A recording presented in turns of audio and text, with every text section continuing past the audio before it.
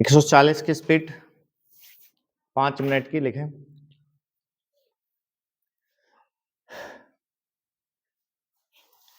विश्व के सभी देश आज विकास के पथ पर सबसे आगे निकल जाने को बेताब हैं। इसके लिए वे औद्योगिकरण से लेकर प्राकृतिक संसाधनों के दोहन तक के हर संभव असंभव उपाय कर रहे हैं। पिछली शताब्दी में ऊर्जा के प्राकृतिक संसाधनों का बहुत दोहन हुआ है।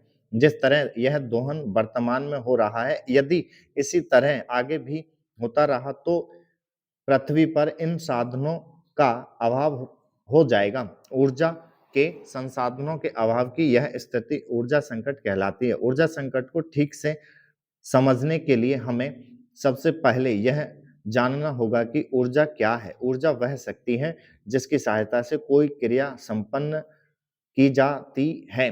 मनुष्य को कार्य करने के लिए ऊर्जा भोजन से मिलती है। हम अपने दैनिक जीवन में वैज्ञानिक यंत्रों का प्रयोग करते हैं। इन वैज्ञानिक यंत्रों को चलाने के लिए हमें खनिज तेल एवं विद्युत की आवश्यकता होती है। इस तरह वैज्ञानिक यंत्रों की ऊर्जा का स्रोत खनिज तेल या विद्युत होता है। जिन संसाधनों से हमें ऊर्जा प्राप्त होती है उन्हें हम ऊर्जा के स्रोत कहते हैं। खनिज, सूर्य, पवन, जल इत्यादि ऊर्जा के विभिन्न स्रोत हैं। कोयला, खनिज तेल, प्राकृतिक गैस इत्यादि का प्रयोग सदियों से हो रहा है। इन्हें ऊर्जा के परंपरागत स्रोत कहा जाता है। ऊर्जा के ये परंपरागत स्रोत सीमित हैं। इन्हें जीवाश्म ईंधन भी कहा जाता है। इन्हें प्राकृतिक रूप से निर्मित होने में लाखों वर्ष का समय लगता है। जिस अनुपात में औद्योगिकरण में वृद्धि हो रही है, उससे यह अनुमान लगाया जाता है कि अगले वर्षों के भीतर इन संसाधनों को समाप्त होने के आसार हैं। पूरा विश्व मुख्य रूप से इन्हीं ऊर्जा संसाधनों पर निर्भर है। कोई भी देश अपने आर्थिक विकास को मंद करने की कीमत पर ऊर्जा संरक्षण नहीं करना चाहता। इसलिए भी दिनों दिन ऊर्जा संकट की स्थिति गंभीर होती जा रही है।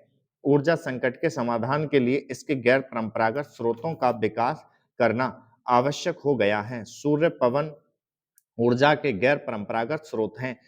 आज दुनिया के कई विकसित देशों द्वारा सौर ऊर्जा के प्रयोगों पर काफी जोर दिया जा रहा है।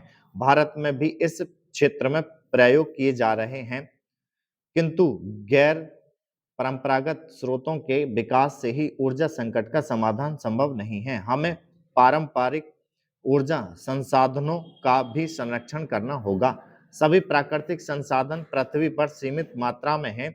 जिस तरह से विश्व की जनसंख्या बढ़ रही है, उससे यह अनुमान लगाया जा रहा है कि यह बढ़कर 8 अरब से भी अधिक हो जाएगी तथा जिस तरह से प्राकृतिक संसाधनों का उपयोग किया जा रहा है, उसका दुष्परिणाम यह होगा कि आने वाली पीढ़ियों के लिए आवश्यक प्राकृतिक संसाधन भी पृथ्वी पर उपलब्ध नहीं होंगे। किंतु मानव को जीने के लिए प्राकृतिक संसाधनों का उपयोग करना ही होगा, क्योंकि इसके बिना जीवन संभव नहीं है।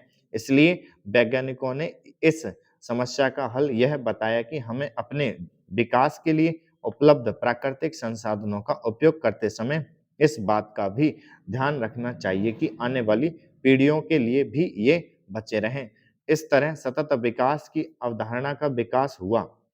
सतत विकास एक ऐसी प्रक्रिया है जिसमें वर्तमान आवश्यकताओं को पूरा करने के लिए उपलब्ध संसाधनों का उपयोग करते समय इस बात का ध्यान रखा जाता है कि भावी पीढ़ी की आवश्यकताओं में भी कटौती ना हो। सतत विकास में सामाजिक एवं आर्थिक विकास के साथ साथ इस बात का ध्यान रखा जाता है कि पर्यावरण भी सुरक्षित रहे।